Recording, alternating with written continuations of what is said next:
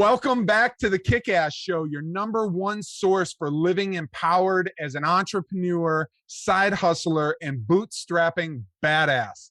I am your host, Michael Anthony, and today we have got a show for you.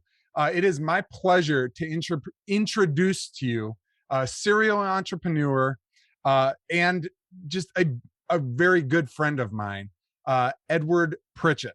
Edward, it's a pleasure to have you on. Oh, thanks for inviting me. Looking forward to the conversation. I love getting to watch you interview others. I remember there was this one guy in the crypto space that you interviewed a little while back that I love what you can pull out. So I'm looking forward to just for myself. I'm looking forward to what you might get me to say here this afternoon.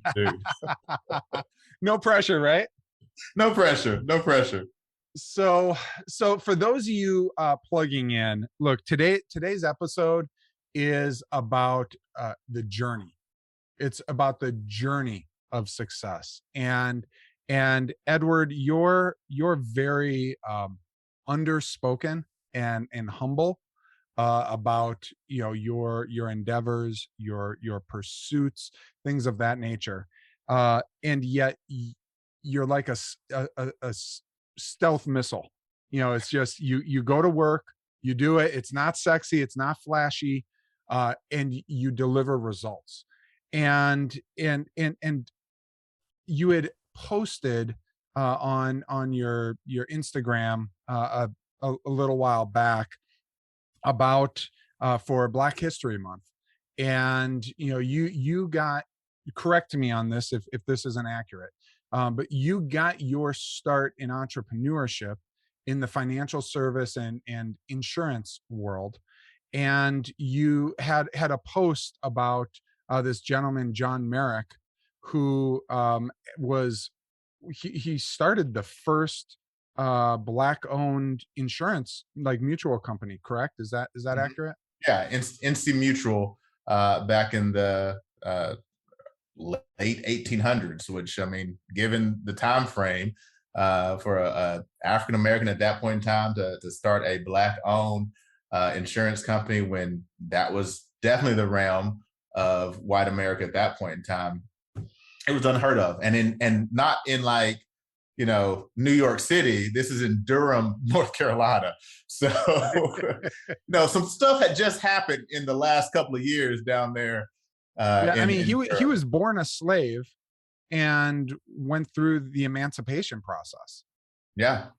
And worked his way up. And it's funny, a lot of the early African-American millionaires in the South found their success in two enterprises. One was barbershop, right? Opening barbershops that catered to the white Americans of that time. Right. And then the other was in financial services, because there wasn't insurance for African Americans from the standard companies during that day. And they knew if anybody was going to insure them, they'd have to do it themselves. And there's a reason people want insurance, not just now, but this is something that has existed since the Roman Empire, right? And before.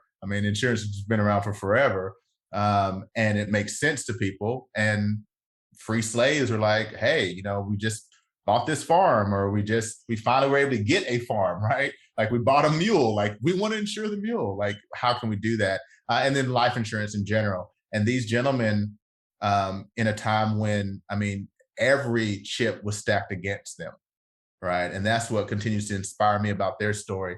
I think about how difficult it has been for me in this industry. And, it's still an industry that doesn't have a strong minority representation. But even in my worst days in this industry, and I've been on I've run appointments been in the industry now for 14 years.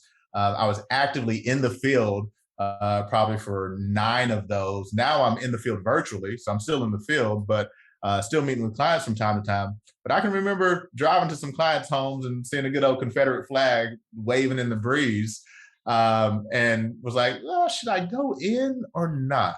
Yeah. It really depended on, like, had I been able to place enough business in the last month. Like, sometimes I was willing to risk it, but like other times I was just like, you know what, not worth it today. Don't want to test don't want to test the blessings of God on me right now. Yep. Let me turn around and go the other way.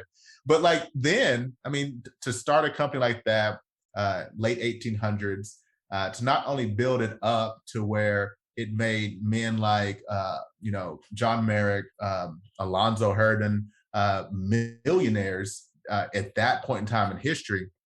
But then to know that these companies, North Carolina Mutual, Atlanta Life, like they still exist today, right? 140 years later, these companies are still in existence. The legacies, the foundations that these gentlemen started back then still exist today. In Atlanta, you can go to Alonzo Herndon's house that has been preserved, right? It's a National Historic Home at this point in time.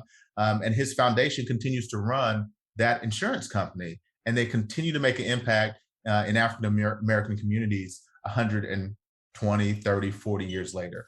And so the more I learned about that aspect of this industry that I just so happened to be in, I didn't start here. I started in the engineering world, wound up in insurance and financial services, which I think a lot of people who end up in this industry can kind of tell that story. It's like, oh, I was doing this, and then just so happened to find my way into this industry. But like learning more about that history, what they did, what they went through, what they built, and then what continues to exist today, just lets me know that like where I'm at, what I'm doing is definitely the right place for me. It gives me the energy that I need to do those things that an entrepreneur has to do.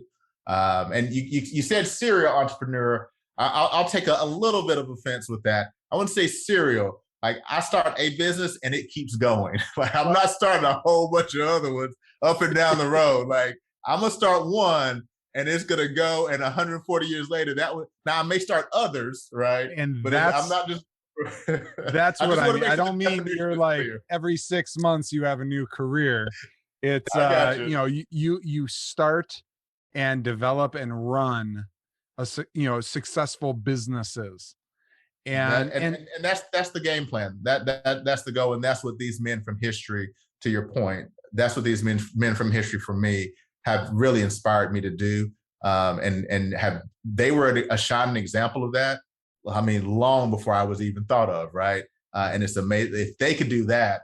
What's possible today? And that's what I'm excited. That's what still excites me every single day as I get into these businesses that I am starting and move them forward.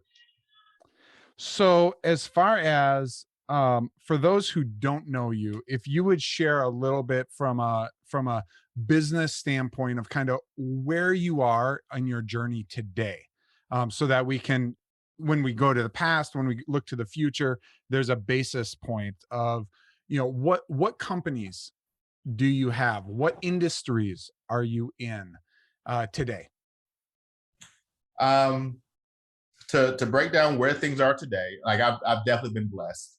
I know the things that I have that I've been able to do and participate in.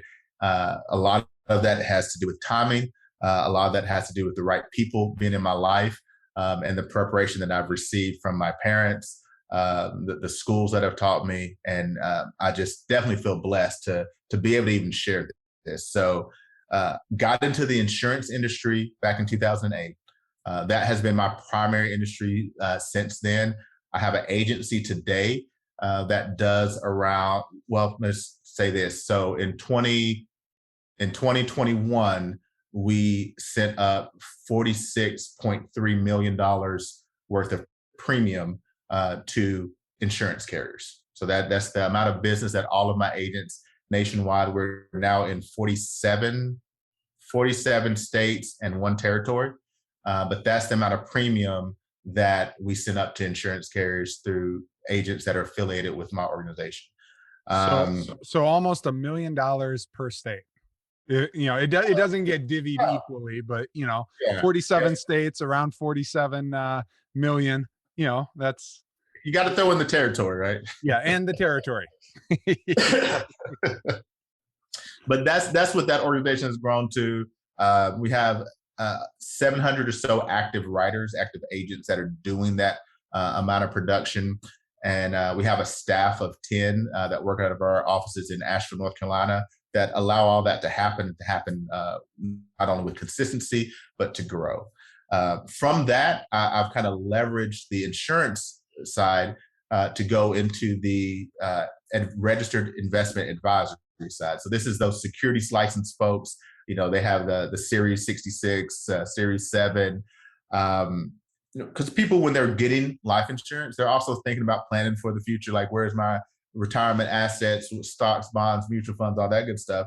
Now, I'm not securities licensed. I doubt I'll ever get that license, but I knew what I needed to do was buy or invest in companies that were doing that. So I actually, back in 2017 and 2018, I bought a stake in 2 registered investment advisory companies. I did that because, one, I was able to have a little bit more control. I own about 40% of it. The other, I own 20% of. And what we're doing is being able to make sure that our clients that we're getting on a weekly basis, right, in the insurance world, if they need those kind of services, I'm not sending them to, I won't list the names of our competitors, but I'm not sending them out to everybody else. They can get the kind of service and security that they're looking for their investment assets with us as well. So that's kind of always been that secondary part, part of the synergy between the 2 companies.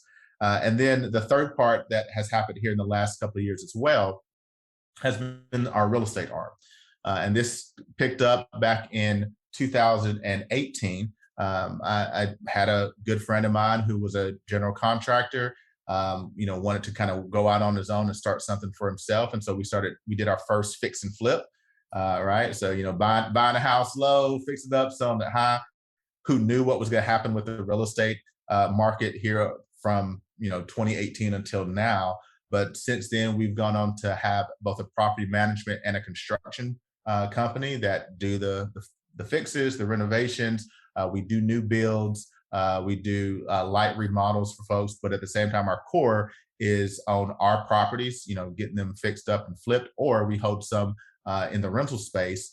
And holding our first couple in the rental space got me into the multifamily residential space. And so this is where we started to partner up. I had the wonderful opportunity the first time around to partner with my sister, and got to work with her on our first property acquisition. It was 66 units in the Houston market.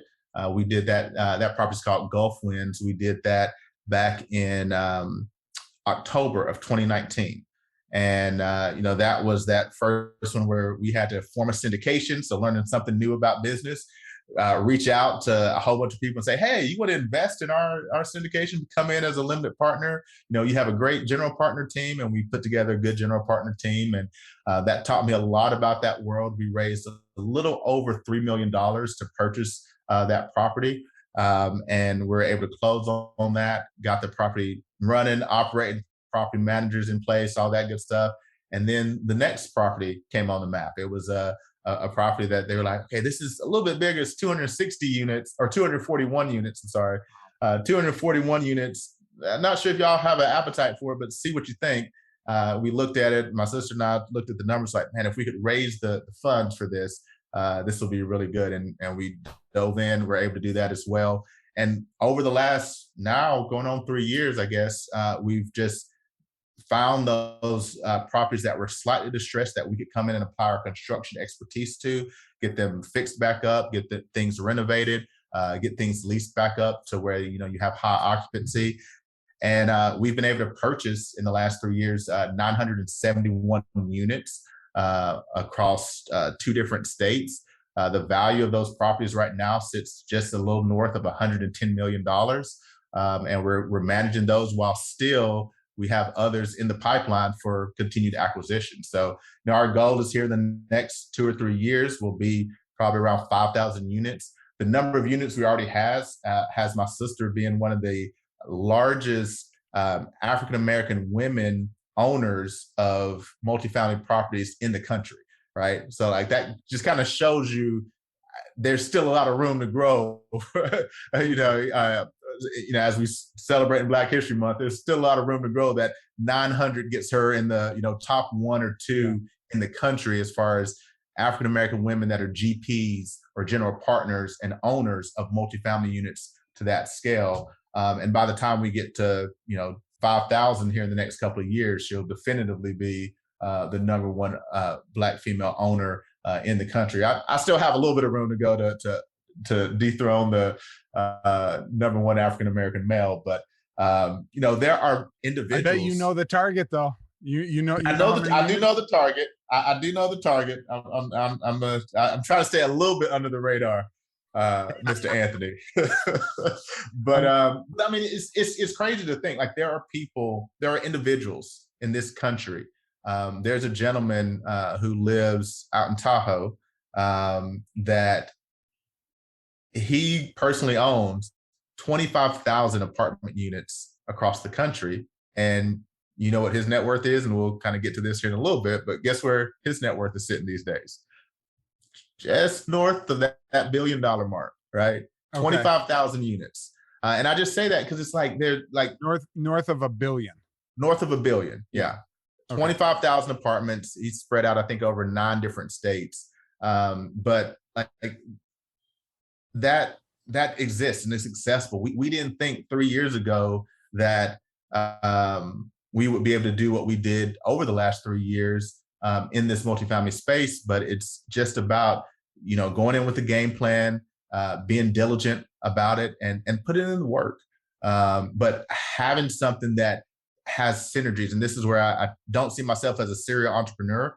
I have my insurance arm, I have my investment arm, I have real estate. And the 3 of those work in tandem with one another. I love the fact that some of my first, before we even got into multifamily, some of my first investors, when we were just going out and getting private money loans from people to renovate houses. And if you've never, this isn't a real estate podcast, but like this is just a quick lesson, right? This is look, people in real estate listen and watch. There you go. So those of you who are in real estate know, like, if you find a distressed house that you can get for $60,000, you can fix it up for $100,000 and sell it for $350,000, right? Either you have to have the money in your pocket or somebody else does. And private money lenders allowed us to get started. Like, my first private money lender, Mike, was one of my clients, one of my insurance clients, right? They have an insurance policy, a life policy with me, and an annuity with me. And I stay in contact with my clients. I keep them up to date with what I'm doing. And she was like, hey, if you ever come up with something, the annuity is great, but it only gives me this percentage. But if you ever hear of something, just let me know. And I was willing, because I trusted in myself, that I had an opportunity and I was going to let my client know, because I had a relationship with her and there was trust already there. And I went to her and I was like, hey, $300,000, we can get in here, do this project. A year later, you'll get that back plus 10%. Are you in? And she said, just tell me where to send the money, and it was able to leverage that. Like, that one interaction has now led to where I have not only clients, but business partners who, on the multifamily side, we've been able to raise in our, it's not a fund. All right. So SEC, you hear me say that it's not a fund. It's an LLC. People buy Class A shares, Hey guys, Michael Anthony here, and I have a question for you. Are you out of work or unhappy with your career? Are you tired of your boss giving you crappy raises? How about not being able to provide the life you want for you or your loved ones? Do you earn great money, but you're just tired of being someone else's bitch? If so, I invite you to visit workwithsymmetry.com/change to learn about the career that forever transformed the trajectory of my life. And it could change yours too. Like I said, this career isn't for everyone. But if you're unhappy where you're at, I encourage you to go to workwithsymmetry.com/change and take control of your life. But we call it a fund, just to make it easy. It makes people understand what we're doing. Is we've, raised money in this LLC, and we use those funds to then go out and buy into these different syndications. And it's providing them with a solid rate of return, but then allowing me to continue to acquire property after property after property. They get the benefit of a solid return backed by someone who they know is going to deliver for them, right? And I get the ability to continue to grow my businesses and leverage, right, other people's time and money. Other people's money. right? To get outsized returns in what we do. So it's been a really cool journey, starting with insurance again over a decade ago, and being able to really keep my focus. The one thing I can tell to any entrepreneur is keep your focus on the thing that matters the most. All the whole side hustle thing, I get it. If you need to make some money, do your side hustle, make some money. But you got to have that one thing that's your focus, and you put your energy in, you build it up to where it starts to produce for you. And then you can get to this point where you can diversify and find those synergies that really make your business blossom in ways that you won't even be able to fathom right now, because you just haven't learned enough yet. You got to learn some things along the way when you really make that one thing your focus, to be able to see where the synergies can line up, to be able to now start to diversify like the multimillionaires and the billionaires do. But I've never heard anyone who got to become a billionaire by diversifying, right? Like they get to that point, or they get to be a multimillionaire, and then they start to diversify, and then that starts helping them to see those outsized returns. And now you go from multimillionaire to billionaire, or billionaire to multi, right? Yep. No, that's something that I talk about. You got to go deep to go wide. And where I saw myself, I bought into, and look, if you're an employee and all you ever desire to do is work for someone else and have employee thinking, which how I define that is you can be an employee working for someone else and have an entrepreneur mind, to where you're owning your life, you're owning your time, you're owning your purpose and your plan. You may be working for them on purpose.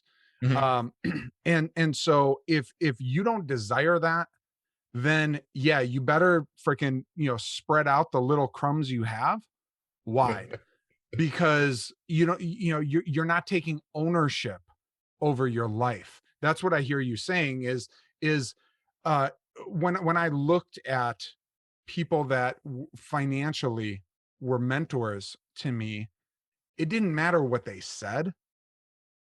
I looked at what they did, and every single one of them amassed wealth by going deep. And then they'd go into other sectors and other markets. But it started with them, 9 out of 10 times, them investing in their business, investing in them.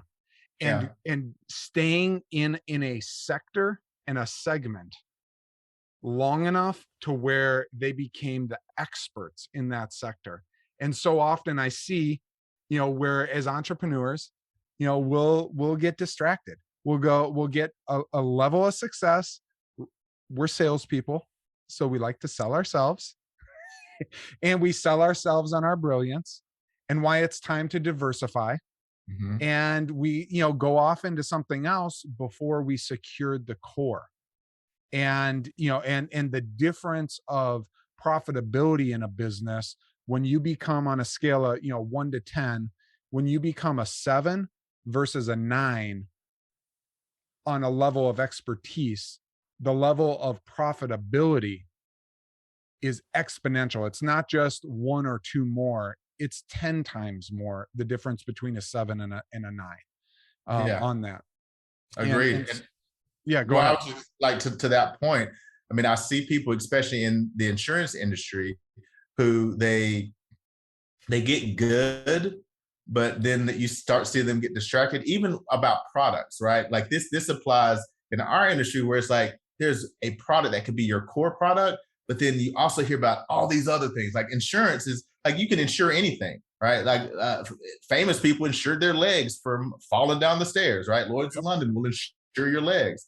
But like, I don't need to go and learn how to do that while also learning how to do life and health and Medicare and disability and critical illness. And like the list, I could keep going on and on and on, right?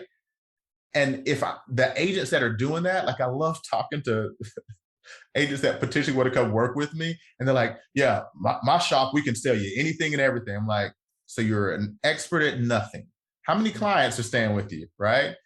But like, it's those places that like they become an expert at this one core thing, and those clients like my clients and the things that I'm expert, they trust me.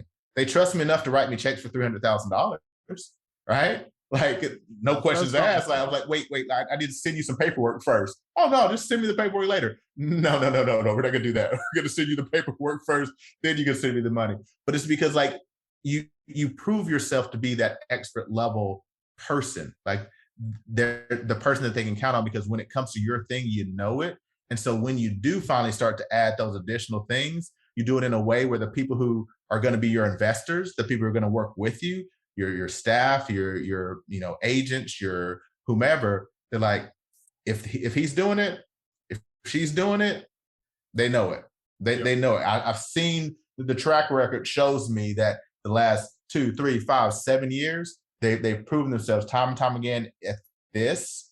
And now you get to leverage that expertise.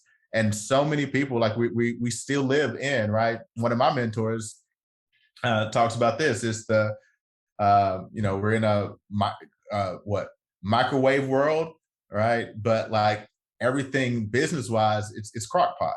Like it takes time to allow things to develop, but we're looking for that fast thing to happen. And that's why whenever you hear words like hustles and get rich quick and a scheme, and like it's like people are looking for that way and they're not becoming experts, and that's why they last for 6 months and then it disappears.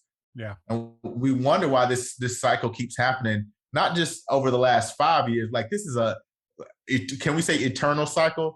Right? Like, I mean, this just one. happened. It's definitely a historic cycle. Like people just getting that, like, let's get the, it's the Dutch tulips all over again, right? Like you can go back as far in history as you want to, and everybody's looking for that quick thing. But the people who built that longevity, like people think that Elon Musk became, 364 billionaire, right? Like in this short, but the story goes back to him being very good at PayPal for a very long period of time. And then he decided, here's how he diversified. He picked two things.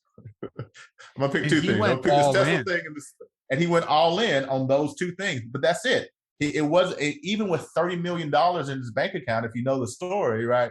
$30 million, and he had to make a decision. Do I invest it all in Tesla, SpaceX, split the two, or just not do anything? And he said, 15 million into SpaceX, 15 million to Tesla. I'm going back to being broke. Yeah, that's what he literally sleeping on couches.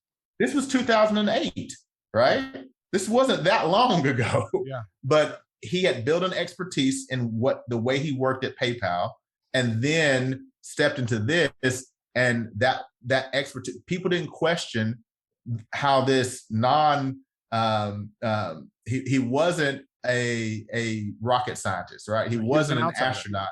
He was an outsider to it, but they knew if he put the kind of level of determination he put into what he did over here, he does that in SpaceX. Eventually, even when the experts told him he was wrong, eventually he'd figure out how to do it, and he has, right? Same thing on the Tesla side. So it's really been able to focus on that one thing, going deep, as you said, and then using that to, when you start seeing that success, like you'll know it. Your mentors, if you have them and you have good ones, they'll say, okay, now you're ready. But too many people they want to jump the gun. They're like, well, I'm ready now. Crypto, I got to put $50,000 in that. I'm going to be the next crypto millionaire. It's like, maybe, I don't know. Yeah. Do you know? No, you're not an expert at that. Like, show me where you can be an expert at what you do. Those people, I promise you, 5 years from now are going to have successful businesses that are blossoming. The people who are, jack of all trades, they're going to continue to be jack of all trades. Yeah, that's so good. Now, I'd love to, okay. So this is who you are today, and people watching or listening may be like, fuck, like this dude's, he's unrelatable to where they are in their journey today. And let's not mince words. You're a very bright individual. Okay. Engineer, you have, your degree, like you're well credentialed. That said, my understanding, you don't come from, like, you're not you're not generational wealth. I don't come from money. Yes, you could put it that way for sure. And I love my parents. My dad works with me, but he would say that as well. and so I know stories of you early on in your career where, and fill in some of the blanks on this, but where when you were first starting your agency, where it was like in a trailer home, maybe is that accurate? So I mean, I would say step up from a trailer home. Okay. One man's castle's another's pigsty. However you want to look at it. Yep. But yeah, I mean, I can remember, getting started. It was a 700 square foot farmhouse way out in the sticks. It was like we weren't in Asheville proper. We were like out. We were in the country. Like that was like a place that my at the time girlfriend, now wife, we could afford that. And yeah, we were doing. I would have agents come out, and I didn't know this until afterwards. But like agents like, yeah, I showed up at your house. I didn't know if I wanted to still work for you anymore. Luckily they didn't tell me that at the time. Like, I had, I guess, at least enough confidence, and I was working on my expert persona that they're like, well, let me not judge this man by his house at first. Let's see what he actually does. But yeah, I mean, it was just, small, humble. I think we were paying at that point in time maybe $600 a month. Was our rent. And, I can remember some months where even with my girlfriend at the time, now wife, obviously, she was working as a nurse for the VA, but I can still remember because that was a big investment time in my business, my agency, where, it was, where we're going to pay the rent this month for $600, right? Like that was a thing. We were actually joking. We were opening up an account today, Mike, for Rebecca at the bank. And she read on there that our bank charges 19% if someone overdrafts their account. So there's a 19% interest rate charge on the outstanding balance if they let you overdraft your account. She looks at me, she's like, wow, that's a whole bunch.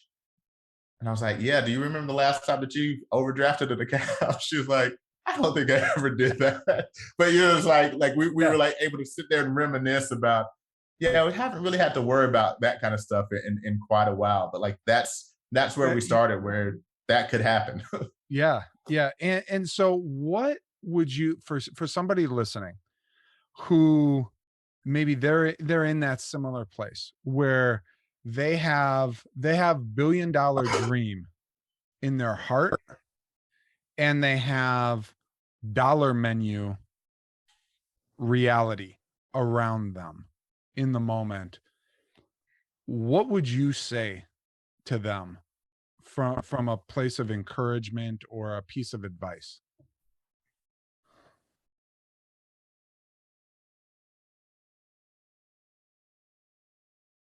I think the only thing that I could tell someone in that place is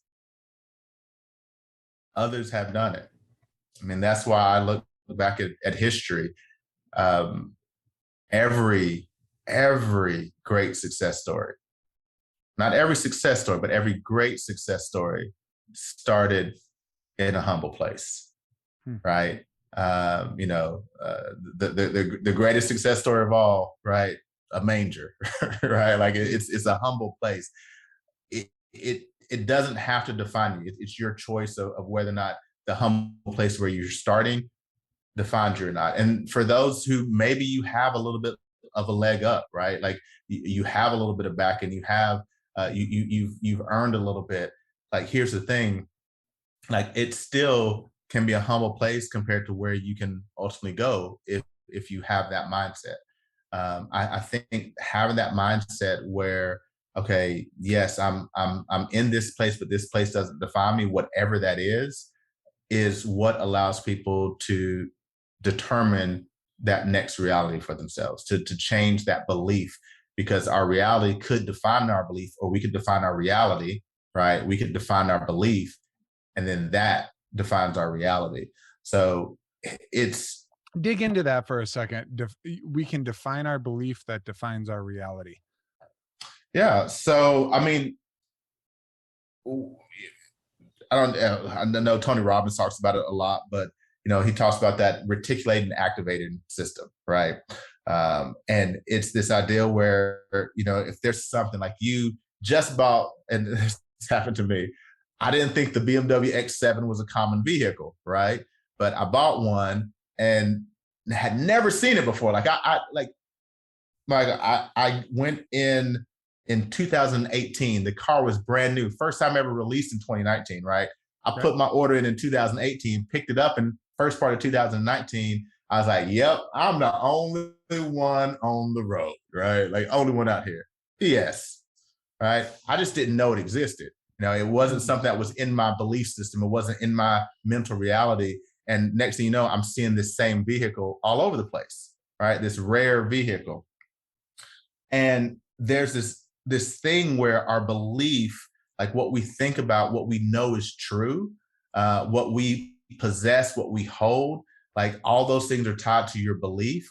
And if I make that belief be a certain thing, like I believe that I am a millionaire, and not believe to the point of just like I'm telling myself this all the time, or I have it written on my mirror or written on the wall or written on my hand, right? Like those things can help you, but like believe to the point that I act like a millionaire acts. Believe to the point that I treat my family like I feel a millionaire is going to treat their family. I hold myself. I walk as such. I talk as such. I spend my money as such, right? Yeah. I invest my money. I invest my time as though I'm a millionaire. And then what happens is, if that's all your brain is hearing, thinking, seeing, believing, acting as if, that's what your physical reality has to become. Like it literally has to become that, because otherwise your brain says there's an error in my system and I'm malfunctioning. And here's what happens. It's not that magic happens or anything, but if that's where my belief is, and my brain is telling me that the things that we believe, the things that we see, the things that we know are happening all around us, and millionaire stuff is what I'm talking about having happen, then those are the things that I'm going to be led to do. My actions are going to start to emulate that. And when I start doing those things, that's what's going to start happening in the physical reality that I reside in. And so like that idea, that belief side of it, I mean, that's the one thing where I had to believe because I knew others had done it. I'm not a sport. My situation, however bleak it was at certain moments, and there were moments that it was bleak. I've had cars repossessed, and I've taken the keys and taken it back to the bank and put the keys on the counter and said, all right, it's out in the parking lot for you guys. Like I've done that. I've done that while dating my wife. I've done it where, the only vehicle I had to drive to get to appointments was a 15-passenger van left over from an old construction company that I worked at with my father, right? But I just had to make it happen. So, I would park the van a little ways away and walk up to the house so that I didn't get the question, why you pull up to my house in a 15-passenger van? It's kind of weird, right? There have been those times where I borrowed my girlfriend's credit card to buy resources for my business, knowing that I got to pay this back before she realizes, before she finds out and dumps me, right? I got to get this paid back. But like I didn't have a nickel to scrape together to make that happen. But the belief was like, I can take a resource, invest my time and effort in it, and get back a return, right? And here's the thing. There were times that I messed up. There were times where my belief wasn't there. I didn't do the actions. Like, your belief isn't there when you don't do the actions of someone who actually believes. Mm. And that's when I had to get kind of called to the table by either a mentor or hopefully myself. Like, hopefully I was astute enough and looking at myself enough to say, wait, you say you're this. I said I was a producer, or, I could go out and write business, but I'm sitting on the couch. I have a lead resource. I have clients to potentially call, but I'm sitting on the couch watching Judge Judy or Steve Harvey or whatever else, having a beer in the middle of the afternoon, right? That's how I know that my belief is not where it needs to be. That's why I can't whine and bemoan the situation I'm currently in, if the actions that I'm doing on a regular basis are that of someone who believes that they're in that place, because I'm in exactly the right place that I'm supposed to be. Until your actions start to conform to your actual belief, then I need to believe harder. I need to figure out why I have something that's limiting me from being able to believe what I should be believing. I say I'm a millionaire or a billionaire, or I say that I'm, I have 100,000 in the bank, or maybe it's just I say that I'm someone who can pay my bills on time and like just get my car out of hawk, right? Like maybe let's start there. But if I don't do the things that someone who's getting that stuff done is doing, then I don't believe that that's who I am. Identity is one of the strongest things, strongest forces that exist for man. Your identity, who you tell yourself you are over and over again, it determines everything that you do. And that's intricately tied to what you believe. Your belief and your identity are one. And if I can work on that and continue to move that forward, it doesn't matter where I'm starting, because I know from example, other people have done it. Other people have come from worse spots than whatever spot you're in. I know we all like the measuring stick contest, like mine's bigger, right? No, like there are so many people have had so many problems throughout all of history. And some of those people who have had some of the biggest problems have come out to make some of the greatest impact in all of history. And you deserve that opportunity to do the exact same thing, but it starts with you believing that that's possible and continue to reinforce that belief, and using the people around you to reinforce that belief, using your environment to reinforce that belief, using the books that you read, the podcasts that you listen to reinforce that belief, until that belief exudes in every part of who you are. And then you're going to start seeing, you're not going to want to do some of those things that maybe you used to do. Your actions are going to start to shift. You're going to start to pick up some more books and learn about real estate or finance or crypto or whatever it is, right? To start getting to that next level, to become more of an expert at what you're currently doing, so that you can go to that next place. But it doesn't matter where you start. All that matters is, what do you believe? What do you believe? And if you work on that, you'll start to bring the things into your life, the actions into your life, the resources, the knowledge that you need to get to that next place. I have a certain belief that I'm focused on, and I'm not exactly sure. And here's why it hasn't happened. I know why it hasn't happened yet. It's because I still don't know how it's going to happen. And when I say no, I still don't believe that the things are going to come into place. And I'm working on that. I have some notes right in front of me on my desk here that are helping me to see the BMW X7 over and over and over again, until, oh wait, I'm driving one. All right, yeah. Welcome to the club, right? And then when that happens, Mike, I'm gonna say, what's the next step? What's the next thing that I'm gonna call into my life through my belief? So that's it. It doesn't matter where you are. It doesn't matter where you're starting, because other people have done it. And if someone else can do it, you can. But it just takes making that switch, getting that belief. There's some other steps in that process. Like, it has to be strong enough. Like, it has to be a must. It can't be just like, I should be paying all my bills, or I should. No, I must. I have to. This is life, or like everything, right? Everything is life or death. Like, either you're going to live your life, or you're just dying while living. So like, it's life or death. How do you want your life to be?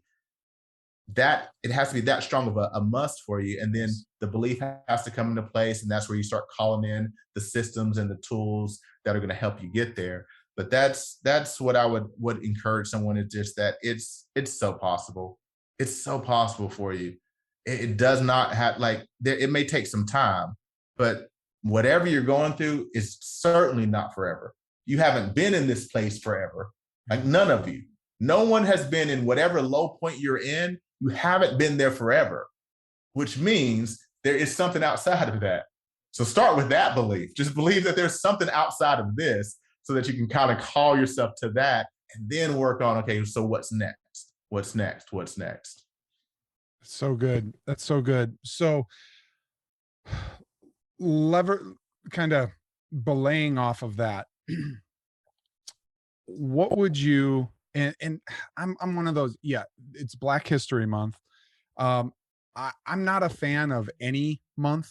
Like I'm more of a fan of like live and incorporate. Spoken like a nice white man. Yeah, exactly. Exactly. Exactly.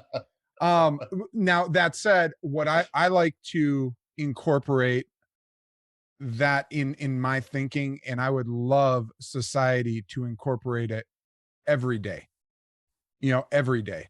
And I am saying, hear me say, I do understand the reason for it, and I understand the importance of it.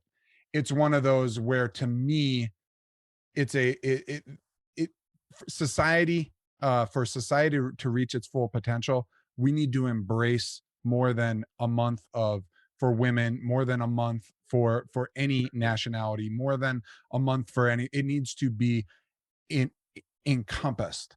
So that being said, this is Black History Month when we're recording this. Doesn't matter what month you're listening or watching this. What would you say? Because there is as you've alluded to, there's a significant gap between whether it's just you want to say entrepreneurs, you want to say millionaires, any level, there is a gap. And white folks can get their undies all up in a bunch about this and that and whatever. At the end of the day, the data's the data.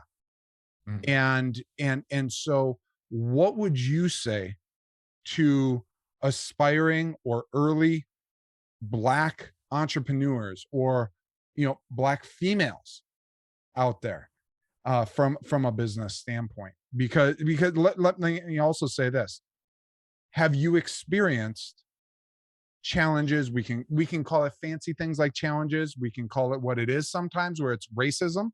We can also call it just ignorance, where people maybe aren't necessarily racist, they're just stupid.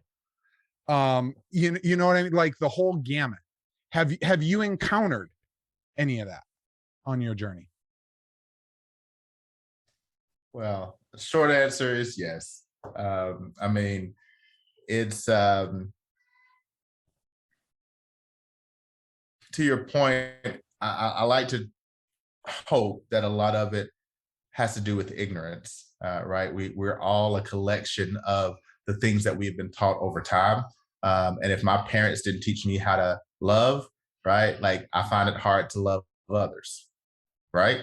Yeah. That doesn't mean I can't learn. Like, yes, let's correct. Definitely, because there's ownership. Make sure that there's a understanding there. Doesn't mean I can't learn, but if I haven't been trained or taught to do something, then it's not something that I'm just born into this world knowing, right? Like there's a couple of things that we have that are instincts. It's an instinct to breathe, right? You didn't have to be taught to do that. It's a natural sympathetic process, right? For my heart to beat, for my nerve endings to fire. Like that stuff is going to happen. But the rest of it, for the most part, I had to learn, be taught, absorb over time. So, I try to, whenever I do face challenges like that, I try to default to ignorance, that someone hasn't had the opportunity. And I think all people of any ethnicity, Black, white, otherwise, need to start thinking about that a little bit more whenever we're confronted with certain situations. And that's my reminder alarm that just went off to think about a couple of my key words. So hey, okay. goes off on the phone every day at the same time here in the evening. But that's one of those areas where, as we approach these kind of topics, if we can have that mindset, I think a little bit more. That doesn't mean that there aren't systematic things that need to be changed, right? That doesn't mean that there aren't people who aren't just racist, right? Like they have made a choice that I'm not going to like this person because of how they look, what they wear, or not wear. That's, you can't be racist about wear because it gets the choice, right? But like how they look, their ethnicity, their creed, their religion, whatever that might be. So how do we navigate that? How have I navigated that as I've built my business? One is just approaching it from that place, but then not allowing the beliefs of others to become, and I come back to belief a lot. Anytime you hear me talk, you will hear me come back to belief, because our beliefs do determine what our actions will ultimately be. And so if I walk around, and I've heard this in my community, the African American community, so and so is always like that. Oh, that's just what you expect from that side of town. Even as I was relating the story, like, I've driven up to some houses and there's been a Confederate flag flying over the house. Some I went in, some I got out of my car and went in, right? Mm-hmm. Because I could just believe that that person's definitely going to be racist. Or I could, now, I'm not saying that it's always the safest thing to act on the beliefs that you have, right? Mm. I mean, some of the people who have made the greatest impact, they had a belief that was stronger than their personal safety, like their desire for personal safety or security or comfort. Mm. Sometimes if I'm going to have a belief that's going to change my life or change my business or change the world, like some people have, my belief might take me out of my comfort zone, most likely will take me out of my comfort zone. So I'm going to choose, and I've chosen as I've built my business, to not just accept the narratives or the beliefs that, oh, well, that's the industry for this type of person, or those type of people won't buy from you because you look like this. I've sat down, Mike, I'm trying to remember where I was. I want to say it was Charleston. I can remember I went over to the home, Vietnamese immigrants. I had gotten a lead, went to called, somehow booked the appointment, right? Like, this is one of those situations where, you know, the primary breadwinners did not speak English. I get to the house, there's probably 30 or 40 people living in that home. And what I've been told is that, you know, that group of people, Vietnamese Americans, they're only going to buy from a Vietnamese American, right? Like, I go into an environment that's different. Like, they asked me to take off my shoes when I got in. There wasn't a kitchen table. Like, there were seats on the floor. And we sat down, me with my, thankfully I didn't have holes in my socks, right? But sat down on the floor. And, you know, my belief was I can help anyone who allows me to come into their home to try to help them out. Like, it could have been colored by, oh, well, these are Vietnamese Americans and, you know, I'm an African American and they're definitely not going to buy from us, right? Like, I could say that same thing about Hispanic Americans or Chinese Americans, or like everybody, all the minority groups, they just like each other. We all know that that's not a belief that's commonly held, right? But I can choose to say, you know what, for me, anyone that I meet with can be a client, and anyone that I meet with is willing for me to be their agent, right? And it doesn't matter. Here's the thing. It doesn't matter what reality tells me, because guess what? There's going to be some people that don't believe the same way I do. They're not my clients. They're not the people I'm supposed to work with. I'm going to choose to continue to believe the way that I want my reality to be, the way that I want this to look like from a race. If we want to talk about just race in general, like, I'm going to go with my belief, because I know that's in my opinion, a better belief for the world. And I'm going to act as if, and maybe me acting as if on that and acting on my beliefs will get someone else on the other side of the table, floor, mat to say, maybe I can change my belief too, because this guy seems like he really could help my family out.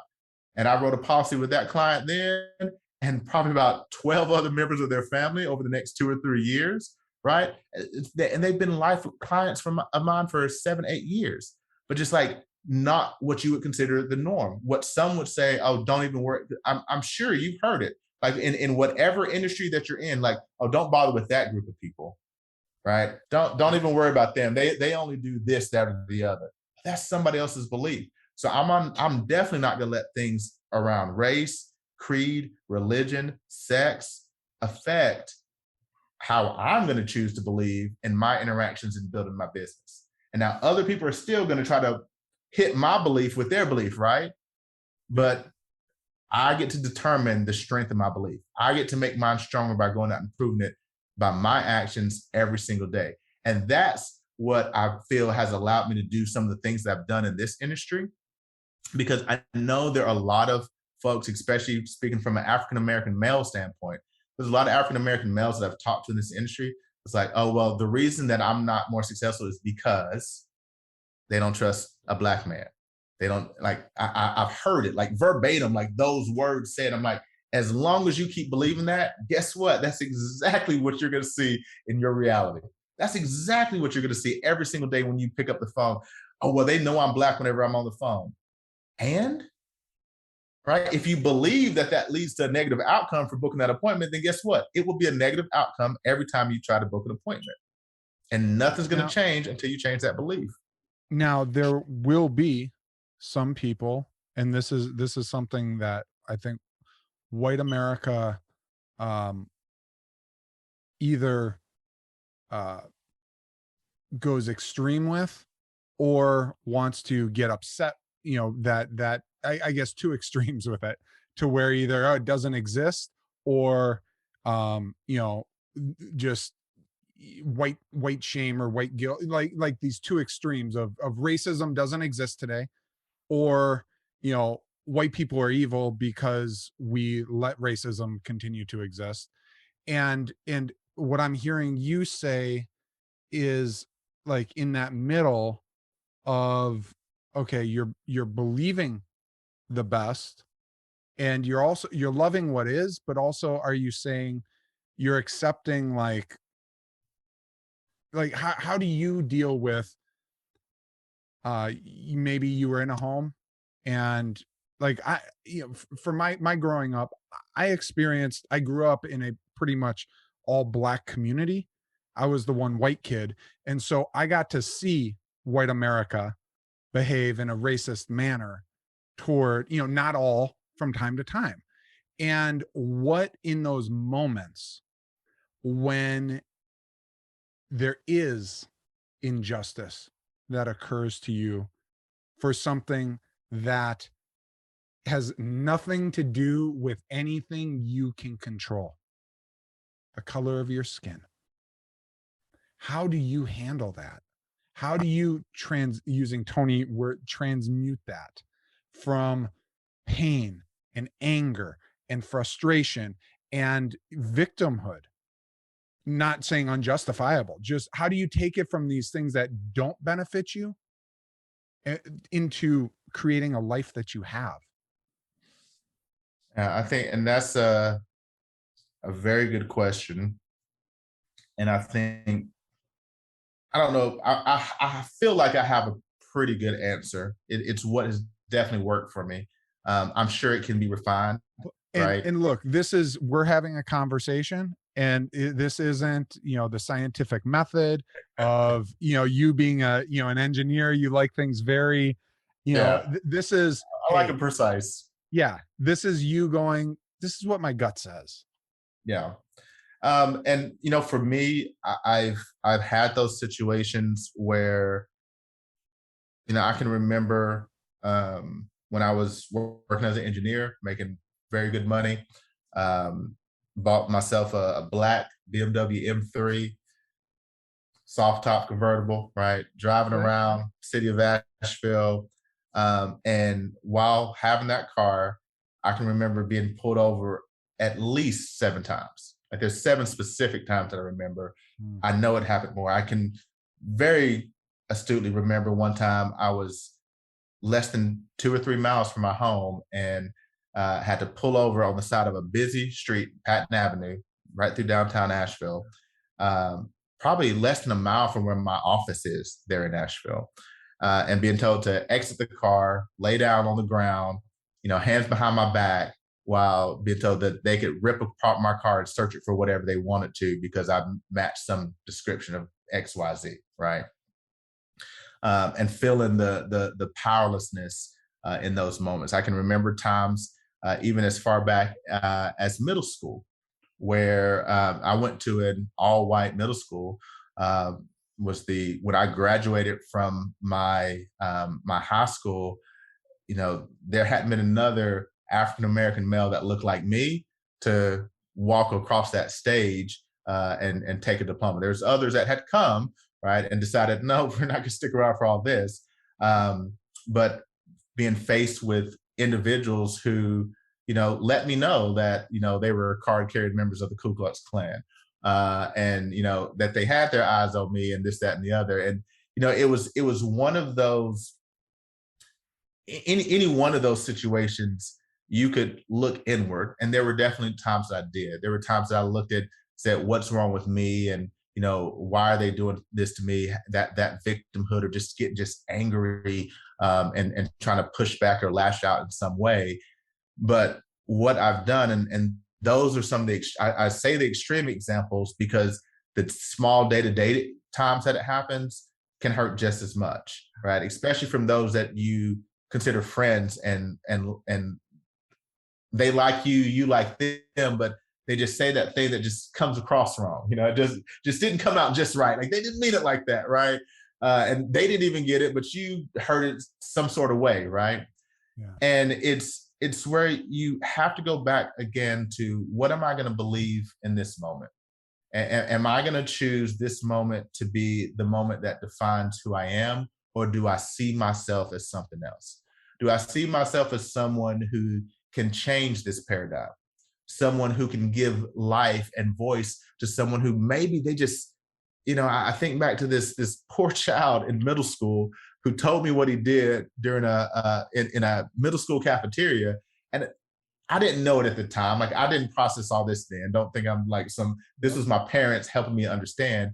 But now looking back, I know, like, this is someone who was ignorant and taught by their parents a certain thing, and they just had never been exposed to anything outside of that. And then further on, I think back to those cops, and I think back to, like, why they did what they did. And I look at a system that is not just built by white men, it's built by Black men and Hispanic men and Asian, like we're all building this thing together. Some of us have a little more pull than others, but like, none of us are doing it perfectly, right? We're trying to make this thing better. And that was the system that officer was put in, and it led to some of the things that they had. Plus, on top of that, I'm sure that officer had grown up with certain beliefs and teachings that are now playing out in their role in protecting my community. And so I have to be able to understand that it's all those beliefs that are creating this specific reality. But what I get to do in that moment is say, what can I do with my belief to change this reality, to make this be something different? Like, is lashing out, is anger, are those things going to change this? Or finding ways to better myself, what I give to my community, opening up people to be able to hear more of what I'm saying than what they see on a daily basis, right? Like, this is where we really get to make that individual difference. And I'm all for, the public action, the peaceful protests, raising awareness to what's going on. But I think we all could do much better at saying, how am I going to change my beliefs to the positive world that I want to be living in, versus always having to harp on the reality that I currently see. And I know there's some people that definitely aren't going to like hearing this, but it's if I stay entrenched in this belief that this is what the world is, this is all that the world is. And that's what I do when I am constantly watching CNN, Fox News, MSN, all of them. All right. I'm not being partial to anyone, all the news media.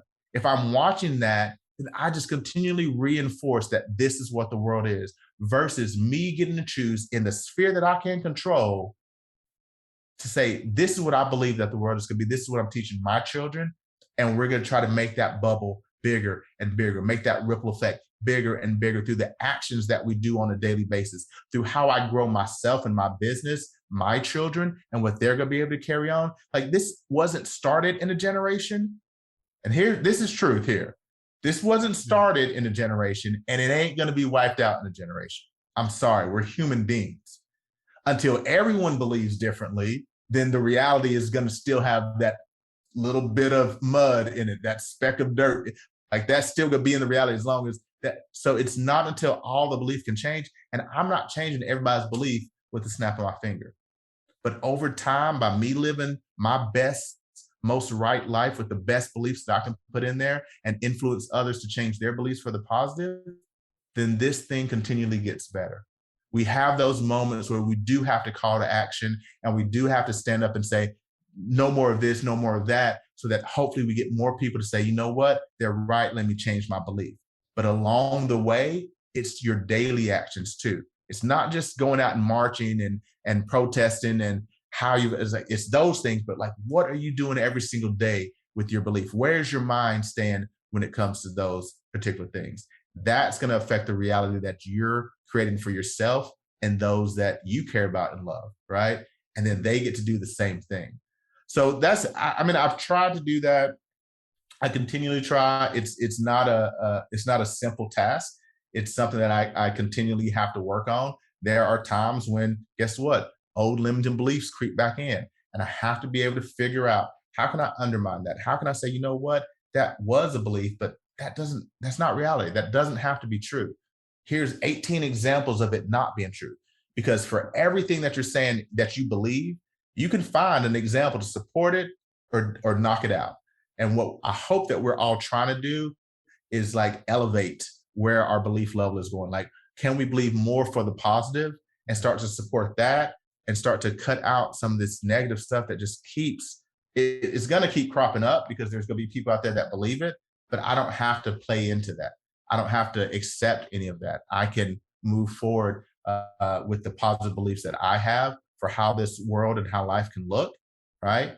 And yeah, it may take me out of my comfort zone from time to time, but that's what I'm going to choose to do. And that's emboldened me and energized me as I built my business and businesses. And I know it's what has allowed for myself and my family to have and enjoy the successes that we have had. And it's what's going to continue to allow that to happen in the future. So That's great. I want to say thank you for being who you are, and for, I mean, look, the uncomfortable reality is that there is a burden, or there's a, I don't know what the proper word, it can be a burden. It can also, burdens can be gifts. Because pressure is what, makes us in life. There's an uphill for much of Black America. And, in the world today.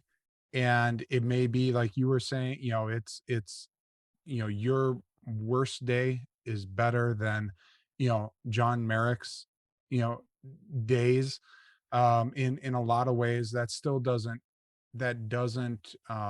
negate the fact that me as a white man, when I moved out of some of the circles or neighborhoods that I was in, now I'm in more white America. And there were things that I know because the color of my skin was white, I remember when I started acclimating to being around white people. And I was like, oh, because my skin is a certain color, I actually can let certain guards down. And I can, like breathe in some areas that much of Black America isn't able to. And I guess if what I want to do is acknowledge that that's there. And I want to say thank you to you and everyone who's watching and listening, who chooses to take the high path, who chooses. And it's like you said, we're messy. We're humans. That we're going to have fuck you days. And, it may be, I may just be having a fuck you day, and someone else may have just, been acted in a racist way toward. And so their filter sees me doing something as racist. And, there's all these messy things in life. Yet the more we can pull ourselves back to API, assuming positive intent, the more beneficial the world as a whole is. And that's what I'm hearing you saying you're living out to the best of your ability on a daily basis. And so thank you. Thank you for that, sir. I appreciate you. Just trying to do, again, the best we can. And I think whenever you start looking, one thing I like about this universe is when you start using success principles that are universal, and you start to get rewarded and you start getting those positive feedback loops. And it strengthens your resolve that, you know what, I'm on something. And, you know, I appreciate all those mentors that have helped me get to this point. And I hope that this can hopefully, you know, someone will hear something that will just make that it's those, you know, that 1 degree change between that hot water and the boiling water, right? Yeah. Like it's those little changes that along our journey here, we can start to really affect a different reality. And, you know, yes, we all will have those fuck you days. That's gonna happen. I'm gonna join you on that one because, like, you just got to call it what it is. Yep. But what it allows us to do is hopefully also have grace for others when those times happen for them. And so hopefully, as you're going through your journey, you'll remember that others are going through their journey, and we all are having those moments. And it's going to continue to stay messy. You know, again, we're human beings. Until we're not human, which I know science is working on that very rapidly. Elon's working on that. Elon's working on that for sure. But until that day comes, like, it's going to stay messy, and that's okay. That's okay. There's a lot of growth. There's a lot of amazing life that can be that can be had in that mess. And I would just encourage any of you who are pushing for that, you know, find you a mentor, solidify your positive belief for what you want in life.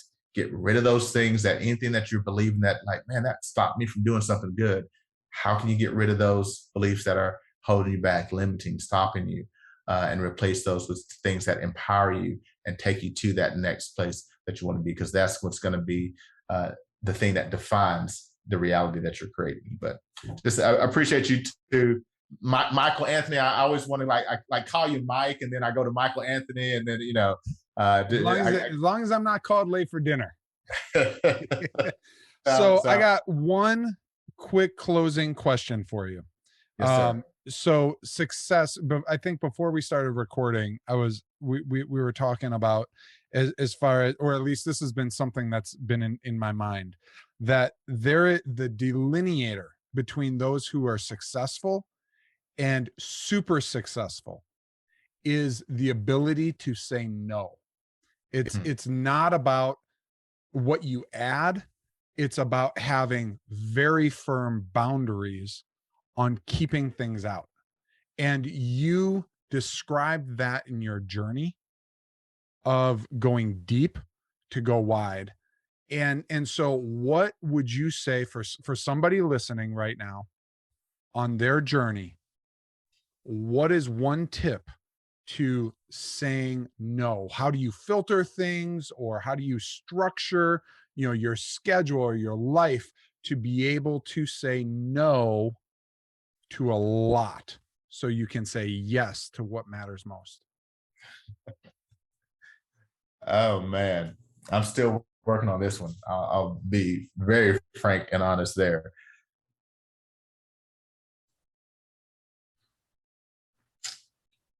It's a really good question. I have you back on for another episode. I mean, I can think of, like, my flippant answer is practice saying no.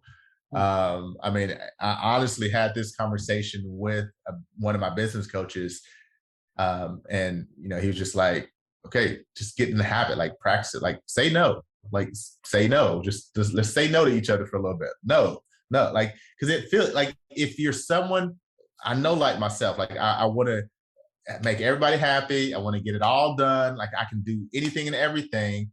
And it's like, oh yeah, we'll figure it out.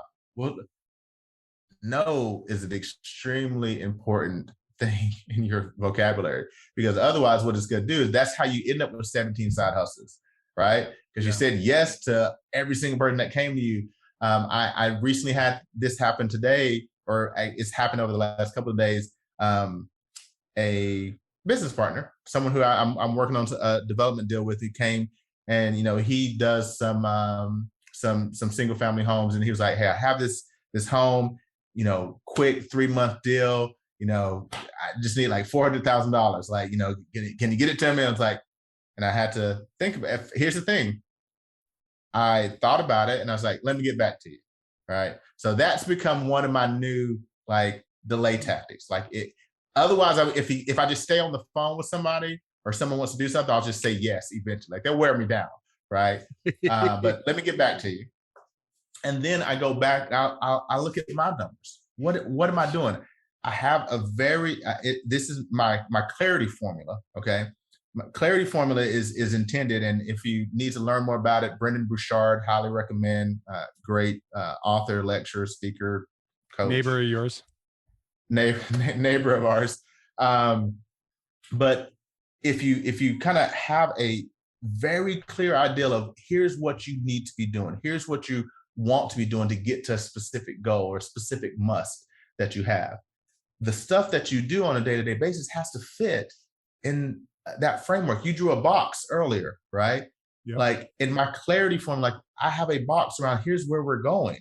And if it doesn't fit in that box, I can't be doing it. Like I have to say no.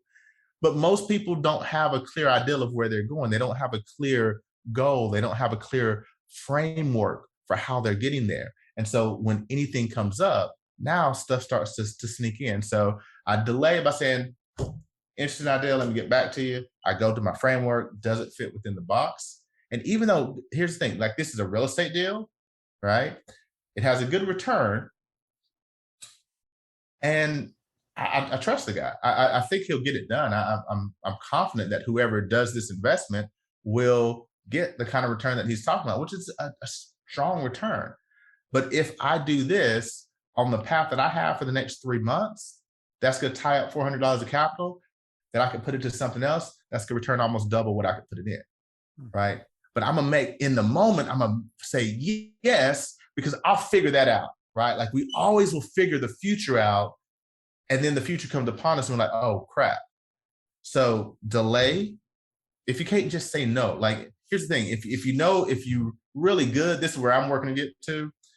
I want to be so clear on my clarity formula that like whenever I get the pitch, I can be like, nope, doesn't fit the clarity formula. Thanks for chatting, see you tomorrow, and send people on their way, right? The clearer you get, the easier it is to say no. The reason most people don't say no is you don't know what you're doing. You don't know where you're going. You're trying to do everything because you're hoping something works. You don't believe any one thing that you're currently doing. Sorry, I'm getting on a soapbox now. But yeah. if when people don't believe what they're doing is going to work, guess what? They're going to say yes to everything. Yeah. When you have a firm belief and you're clear on, here's the path I'm on, this is what I'm doing, I know without a shadow of a doubt that this is where I need to go, then it doesn't leave a lot of room for those extra things. And then when it's time to say yes to something, it fits the plan. It fits the clarity vision, right? And that's what I'm working on. Again, like I said, like I still have to use the delay tactic. I'm trying to get to the point where I can just be like, there's wisdom in that. There's wisdom. And for those of you watching, for those of you listening, use the delay tactic. That's interesting. Let me get back to you. Practice saying no. I appreciate you sharing those things, Edward. Yes, guys, if this show added value to you, like it, thumb it, drop a comment about something, and also don't be selfish. If you're listening through the end, you're a rarity. Most people don't finish books. Most people don't finish podcasts and shows. So share it with someone that this would add value to. And until next time, you keep living your life to the fullest. Peace.